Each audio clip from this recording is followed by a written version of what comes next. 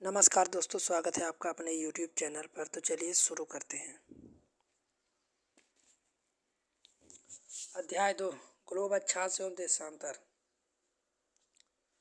चित्र 2.1, ग्लोब अक्ष। आओ कुछ करके सीखे। एक बड़ा सा ग्लोब आलू या गेंद लें। स्वेटर बुनने वाली सिलाई को इससे अंदर घुसा दें या सिलाई ग्लोब पर दर्शाए गए अक्ष के अनुसार रखें। अनुरूप है। अब आप इस आलू को गेंद को उसके अक्ष पर बाएं से दाएं घुमा सकते हैं।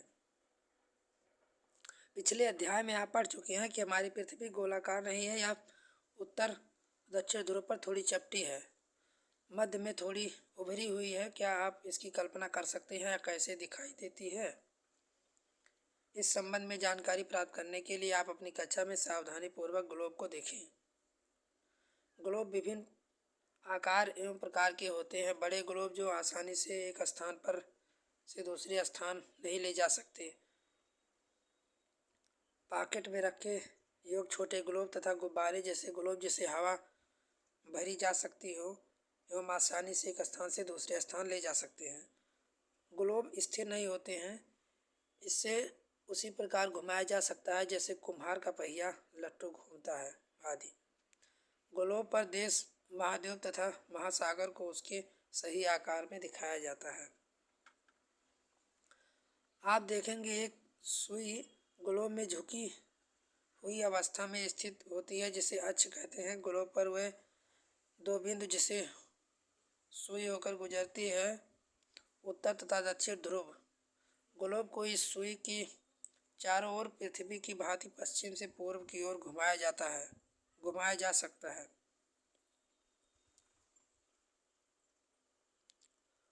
अक्षांश। क्या आप जानते हैं, अपने स्थान से ध्रुव तारे का कोण मापकर आप अपने स्थान का अक्षांश जान सकते हैं। महत्वपूर्ण अक्षांश एवं ताप कटिबंध।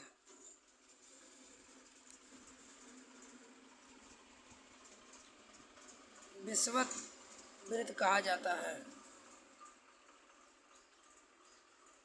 एक अन्य काल्पनिक रेखा भी ग्लोब को दो बराबर भागों में बांटती है। इसे विषुवत वृत्त कहा जाता है। पृथ्वी के उत्तर में स्थित आगे भाग को उत्तरी गोलार्ध तक तथा दक्षिणी वाले भाग को दक्षिणी गोलार्ध कहा जाता है। इन दोनों बराबर के आधे भाग होते हैं। इस प्रकार विषुवत वृत्त पृथ्वी पर एक काल्पनिक वृत्त बनाती है, या एक पृथ्वी पर विभिन्न स्थानों की स्थिति बताते हुए सबसे महत्वपूर्ण संदर्भ बिंदु है। विषुवत वृत्त से ध्रुव तथा स्थिति सभी समांतर वृत्तों को अक्षांश समांतर रेखाएं कहते हैं। अक्षांशों को अक्षांश में पाया जाता है। अक्षांशों को अक्षांश में मापा जाता है। विषुवत वृत्त चूंकि अंश अक्षांश को दर्शाती है, चूंकि विषुवत वृत्त से दोनों तरफ ध्रुवों के बीच की दूरी पृथ्वी के चारों ओर वृत्त का 1/4 है, अतः इसका माप होगा 360 अंश, 1/4 यानी 90 अंश। इस प्रकार 90 अंश उत्तरी अक्षांश उत्तर ध्रुव को दर्शाता है तथा 90 अंश दक्षिणी अक्षांश दक्षिणी ध्रुव को दर्शाता है।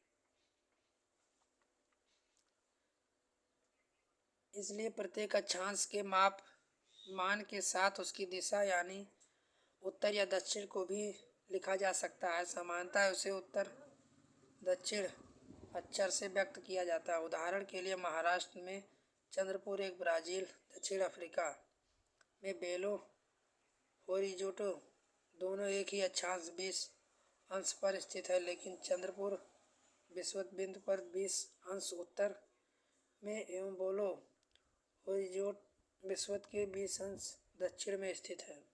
इसलिए हम कह सकते हैं चंद्रपुर 20 डिग्री उत्तर अक्षांश पर तथा बेलो होरिज़ोंटो 20 अंश दक्षिण अक्षांश में स्थित है। महत्वपूर्ण अक्षांश समांतर रेखाएं। विषुवत वृत्त 0 अंश उत्तर दक्षिण उत्तर ध्रुव, 90 डिग्री उत्तर तथा दक्षिण ध्रुव 90 दक्षिण के अतिरिक्त 4 महत्वपूर्ण अक्षांश समांतर रेखाएं और भी हैं। ये हैं: पहला, उत्तरी गोलार्ध में कर्क रेखा 23.5 डिग्री उत्तर, दक्षिण गोलार्ध में मकर रेखा 23.5 डिग्री दक्षिण, विषुवत वृत्त के 66.5 उत्तर में उत्तर ध्रुव वृत्त, विषुवत रेखा की 66.5 डिग्री दक्षिण में दक्षिण ध्रुव वृत्त।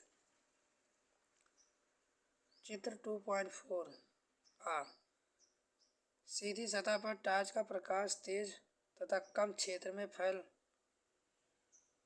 है। तिरछी सतह पर टॉर्च का प्रकाश कम तेज परंतु अधिक क्षेत्र में फैलता है। देशांतर: उत्तर ध्रुव, पृथ्वी के ताप कटिबंध कर्क रेखा एवं मकर रेखा के बीच सभी अक्षांशों पर सूर्य वर्ष में एक बार दोपहर में सिर के ठीक ऊपर होता है, इसलिए इस क्षेत्र में सबसे अधिक ऊष्मा प्राप्त होती है। इसे उष्णकटिबंध कहा जाता है। कर्क रेखा तथा मकर रेखा के बाद किसी अक्षांश पर दोपहर का सूर्य कभी भी सिर के ऊपर नहीं होता है। ध्रुव की तरफ सूर्य की किरणें तिरछी होती हैं, जिस कारण इस प्रकार पृथ्वी गोलार्ध में कर्क रेखा एवं उत्तर ध्रुव वृत्त, दक्षिण गोलार्ध में मकर रेखा एवं दक्षिण ध्रुव वृत्त के बीच वाले क्षेत्र का तापमान मध्य रहता है, इसलिए शीतोष्ण कटिबंध कहा जाता है। उत्तरी गोलार्ध में उत्तर ध्रुव वृत्त एवं उत्तरी ध्रुव तथा दक्षिणी गोलार्ध में दक्षिण ध्रुव वृत्त एक दक्षिण ध्रुव के बीच में क्षेत्र में ठंड बहुत होती है, क्योंकि यहाँ सूर्य क्षितिज से ज़्यादा ऊपर नहीं आ पाता है, इसलिए शीत कटिबंध कहते हैं। देशांतर क्या है? किसी स्थान या स्थिति को बताने के लिए उस स्थान के अक्षांश के अतिरिक्त कुछ जानकारियों को आवश्यकता होती है। आप देख सकते हैं प्रशांत महासागर में स्थित टोगा द्वीप एक हिंद महासागर में स्थित मारोसव द्वीप एक ही अक्षांश 220 डिग्री दक्षिण पर स्थित है। इसकी सही स्थिति जानने के लिए यह पता करना होगा कि उत्तर ध्रुव को दक्षिण ध्रुव से जोड़ने वाली संदर्भ रेखा पूर्व या पश्चिम की ओर इन स्थानों की दूरी कितनी है।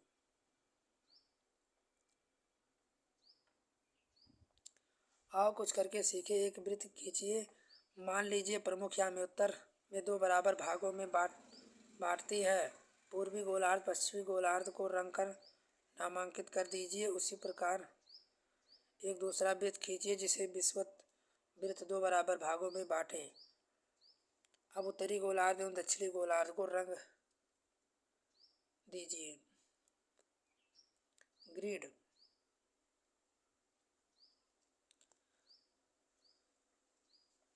अक्षांश समांतर रेखाओं से भिन्न सभी देशांतरीय यामी-उत्तर की लंबाई समान होती है, इसलिए इन्हें सिर्फ मुख्य संख्याओं में व्यक्त करना कठिन होता है। तब सभी देश की निश्चय किया जाता है। ग्रीज, जहां ब्रिटिश राजकीय वेधशाला स्थित है, इसे गुजरने वाले यामी-उत्तर से पूर्व और पश्चिम की ओर गिनती शुरू की जाए।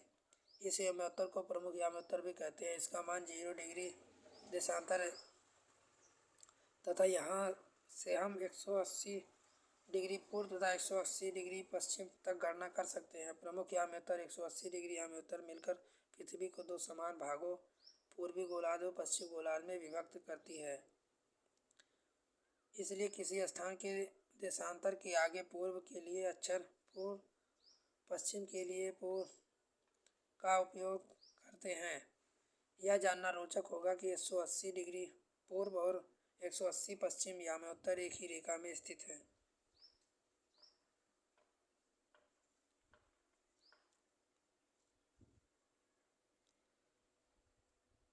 आगे और पीछे प्रशांत महासागर, अंटार्कटिक महासागर, हिंद महासागर, प्रशांत महासागर। विश्व के समय क्षेत्र।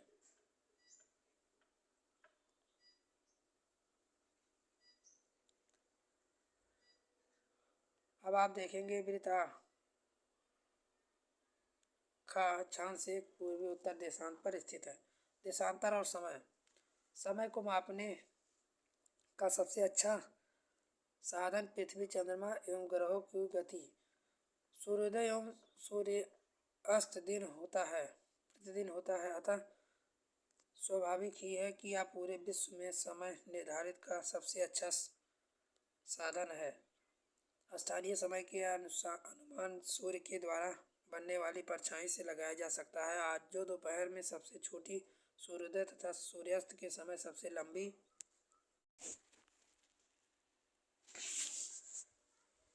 देशांतर और समय। समय को मापने और सबसे अच्छा साधन पृथ्वी, चंद्रमा, ग्रहों की गति है। सूर्योदय सूर्यास्त प्रतिदिन होता है। अतः स्वाभाविक यह पूरे विश्व समय निर्धारण का सबसे अच्छा साधन है। स्थानीय समय का अनुमान सूर्य द्वारा बनने वाली परछाई से लगाया जाता है। दोपहर में सबसे छोटी सूर्योदय तथा सूर्यास्त के समय सबसे लंबी। किसी भी स्थान पर जब सूर्य आकाश में अपने उच्चतम बिंदु पर होता है तो दोपहर उस समय 12 बजते हैं। इस प्रकार घड़ी द्वारा दिखाया गया समय उस स्थान का स्थानीय समय होता है। हम मानक समय क्यों मानते हैं? अलग अलग याम्योत्तर में स्थिति स्थानों में स्थानीय समय में अंतर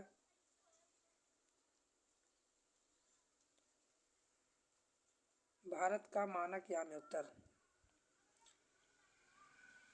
उदाहरण के लिए बहुत से देशांतरों से होकर गुजरने वाली रेलगाड़ियों के लिए समय सारणी तैयार करना कठिन हो जाता है। भारत में गुजरात के द्वारका तथा असम में डिब्रूगढ़ के स्थानीय समय में लगभग 1 घंटा 45 मिनट का अंतर होता है। इसलिए आवश्यक है कि देश के मध्य भाग से होकर गुजरने वाले किसी भी याम्योत्तर के स्थानीय समय को देश का मानक समय माना जाए। अभ्यास। निम्न प्रश्नों का उत्तर दीजिए। पृथ्वी का सही आकार क्या है? ग्लोब क्या है? कर्क रेखा का अक्षांशीय मान क्या है? पृथ्वी के 3 ताप कटिबंध कौन से हैं? अक्षांश और देशांतर रेखाएं क्या है? ऊष्मा की सबसे अधिक मात्रा उष्णकटिबंधीय क्यों प्राप्त करते हैं? जब भारत में शाम 5 बजते हैं तो लंदन में दोपहर 12 क्यों बजते हैं? सही उत्तर चिन्हित करें, खाली स्थान भरें। आओ कुछ करें। पृथ्वी की अक्ष विषुवत वृत्त, कर्क रेखा, मकर रेखा, उत्तर ध्रुव वृत्त तथा दक्षिण ध्रुव वृत्त को दर्शाते हुए एक चित्र बनाएं। आओ खेलें।